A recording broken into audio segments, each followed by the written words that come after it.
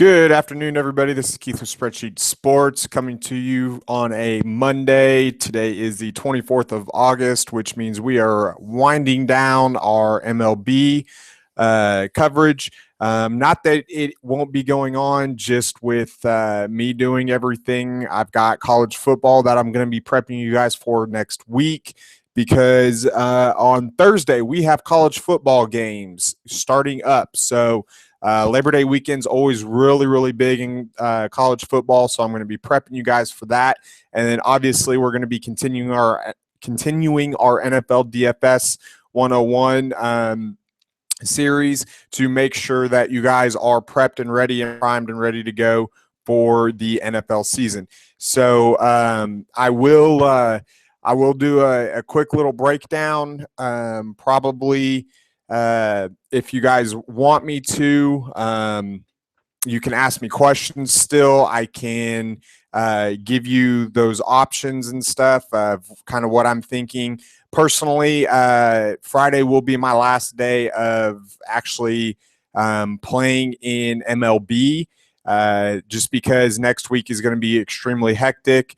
You still will have the advanced metric sheet and the lineup tool optimizer to use, but as far as me diving deep into it, we've got some big things coming up, and MLB is winding down. So it's not that I don't love baseball, because obviously you guys know that I love baseball, but college football is going to be huge this year. It's going to absolutely just smash what it did last year. And, of course, we already know that NFL week one is going to be bigger than all of last year was as well. So, and it's only going to continue to get bigger and bigger and bigger.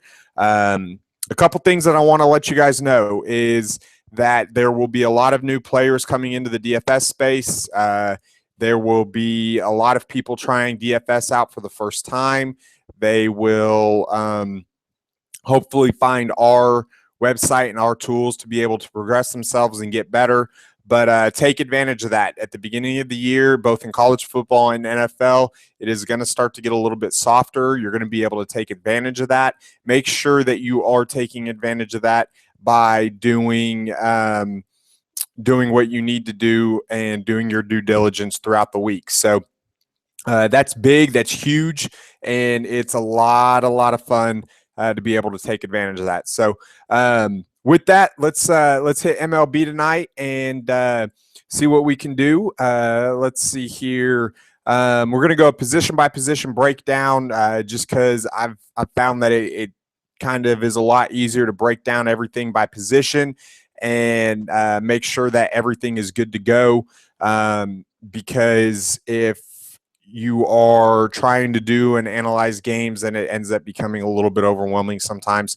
So we're going to break down everything by position and make sure that you are ready to go. So for catcher tonight, there's a couple different options I like. Obviously, you've got the for pitcher, you've got the chalk play in Jacob deGrom, who is going against the Philadelphia Phillies. If you're throwing multiple GPP lineups out there, then obviously, you're going to want to have deGrom in a little bit of them, or in a couple of them, just because he could be so dominant that you're not going to want to miss out if he ends up throwing up a gem. He obviously is the highest projected pitcher on our board today, and for good reason. But that doesn't mean that you can't get good value out of other positions or other pitchers that are in good spots. So as far as the best value tonight at pitcher, according to my sheets, according to the default sheets, the way that it's played out is going to be Jorge De La Rosa. I know he's a Rockies pitcher, but he is facing Atlanta. Atlanta is not good against left-handed pitching. You're talking about a team that is very, very bad. They're ranked one of the lowest in WOBA against left-handed pitching. They're also the lowest in isolated power versus left-handed pitching this year. So he gets a positive park bump. I think he might end up being a pretty popular play tonight, just because of everything that's kind of gone on recently with these lower price pitchers putting up decent games, not great games, but decent games, and then people beating up on people with bats. So I think he's going to be popular. You've also got Lynn tonight, who is going against the Arizona Diamondbacks. Now, the bad thing about that is that game is in Arizona, so that's something that you want to make sure you take awareness of. My fade of the night is probably going to be Hisashi Iwakuma, and the reason is I know he gets a positive park bump, but after coming off of the no-hitter, pitchers usually don't pitch well the next day. Now there are exceptions to the rule, but I'm going to go with what the numbers tell me, and most of the time they're a little bit of a letdown. Obviously, he can come out and he can dominate, but that's going to be something that you're going to want to probably stay away from tonight. My sneaky GPP pitcher of the night is going to be Nathan Eovaldi. I've actually got two, but Nathan Eovaldi is one. He's going against the Houston Astros. He absolutely dominated last time for the first like 5-6 innings, and then he got touched up for a couple runs. The Yankees ended up still winning that game, and he got the win against the Twins, but he made the Twins look really bad. So going against Houston, who likes to strike out a lot, he could rack up the strikeouts pretty quickly. And if Yankees can get to I believe it's Scott Feldman. Yeah, if the Yankees can get to Scott Feldman tonight, then you could be looking at a very, very productive game from Eovaldi. So my last sneaky GPP, and I think he's going to be extremely under-owned just because he's been coming out of the bullpen for the last couple weeks. He is coming off of Tommy John surgery, but we saw this guy a couple years ago absolutely be dominant when he was with the Braves. You're talking about Kris Medlen. He's very, very good. He's very efficient. He's not going to get you 8-9 innings tonight, but he does strike out a lot of people. So if he goes 6 innings with 5 strikeouts, 2 walks, and a run, but the Royals end up getting to Ubaldo tonight and he ends up getting the win, then for $6,600, you can't go wrong. So with both him and De La Rosa at $6,600, it's kind of weird.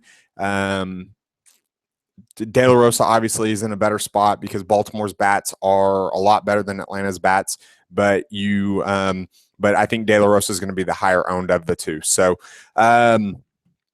if you go to catcher tonight, let's see here, pop. Catcher tonight, you've got a lot of good options tonight. Catcher has been pretty deep over the last 5 or 6 days or so. Obviously, Brian McCann, if he's in the lineup, he's in play going against Scott Feldman. Travis Denard going in Philly, and Beef Wellington Castillo has been absolutely mashing the ball lately.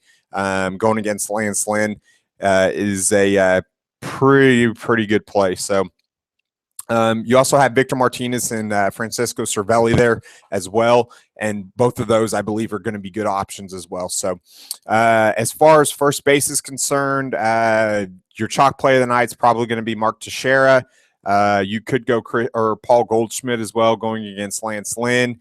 You could also go Joey Votto going against Buck Farmer. The Cincinnati Reds are going to be extremely highly owned tonight just because Buck Farmer is throwing tonight. You also have one of the ones that I like the best. I'm going to save $600 away from Votto, and I'm going to go Jose Abreu and go all the way down to $3,900 going against Joe Kelly tonight.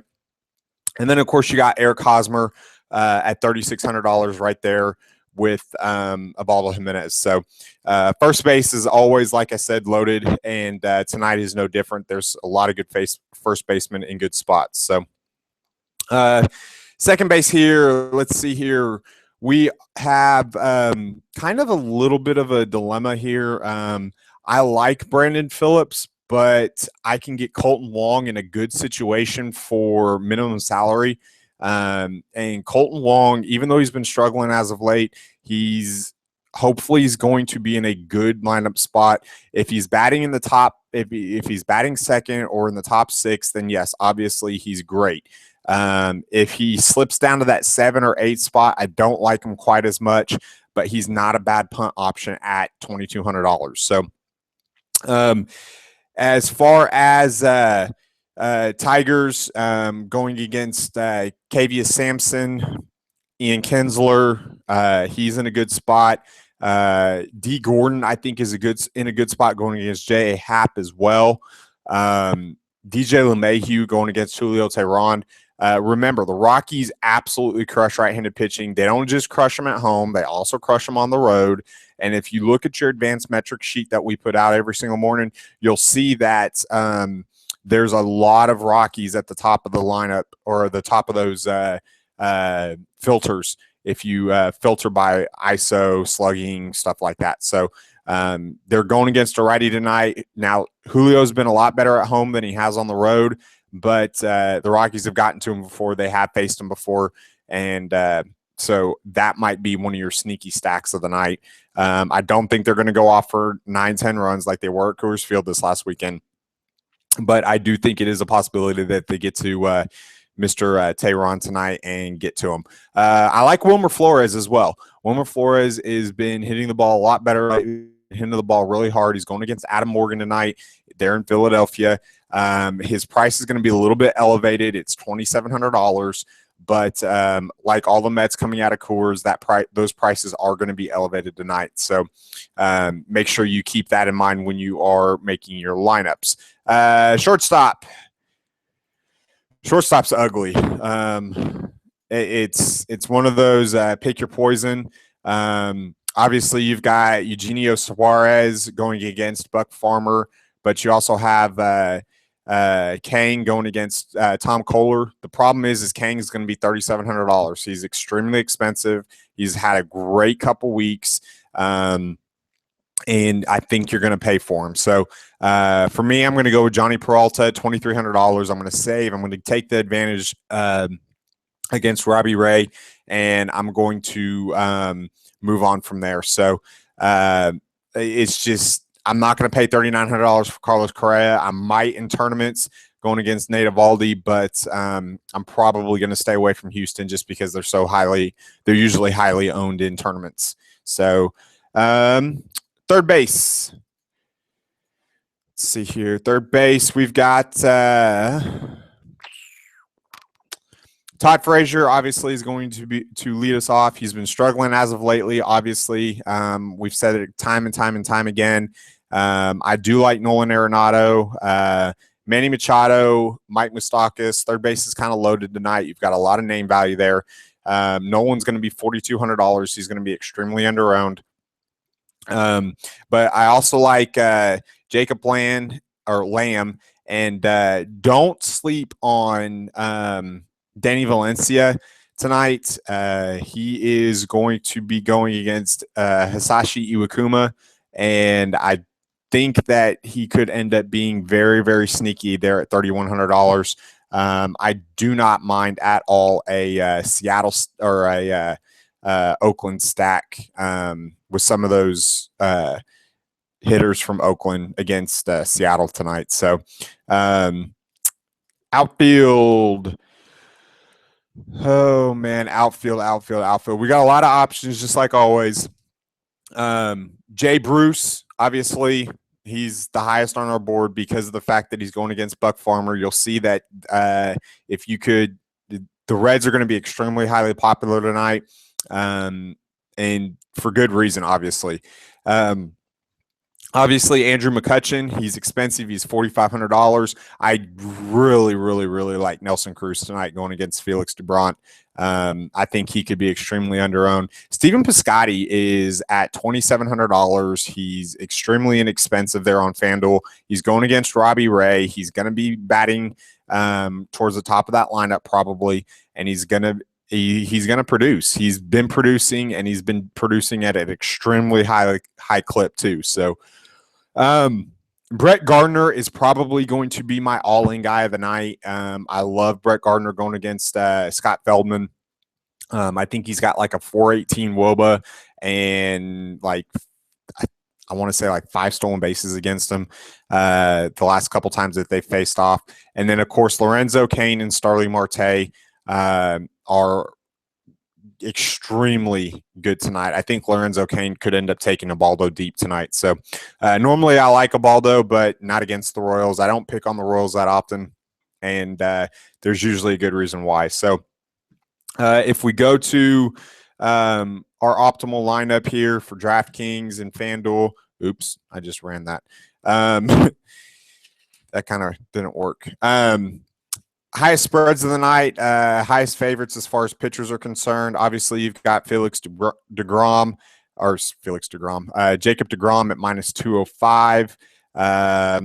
Looks like Iwakuma is a minus 168.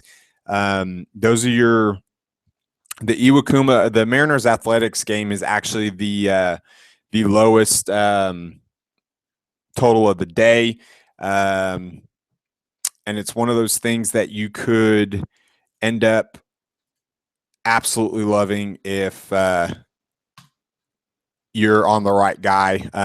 DeBront might be a sneaky GPP play if you go the way of multiple entries. But if you're just throwing in single entry tournaments like I am, then I'm probably going to fade that game altogether, except for maybe Nelson Cruz. So, other than that, guys, I know it's quick. It's quick because I've got a lot of stuff I've been working on. I've got college football articles that I've started. I've got NFL articles that I've started. I've got NFL research that I've been doing for you guys. And throwing in on top of that Major League Baseball. And you've got a full day of research and work for me. And I love it. I wouldn't change it for the world. I love bringing it to you guys, and I love all the positive feedback that you guys have given me since I started doing this. So for Spreadsheet Sports and myself, I am Boomersdaddy. Good luck tonight in your contest, and make some money. I will talk to you later. Bye.